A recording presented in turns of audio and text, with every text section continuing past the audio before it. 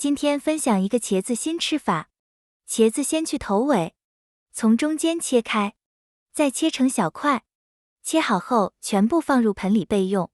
边搅拌边撒上淀粉，也可以晃动盆子，让茄子表面均匀地裹上一层淀粉。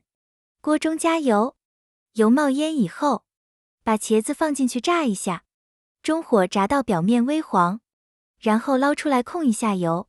接下来切点青红椒，锅里少留点底油，葱姜蒜炒出香味，放一勺郫县豆瓣酱，炒出红油以后加1勺五香粉，然后加入适量清水，放1勺白糖，放点生抽。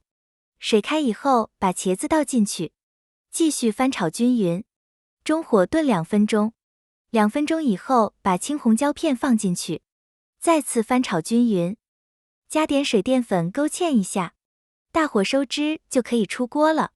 最后撒点香葱，这个茄子看着就很有食欲，喜欢的朋友一定要试一下。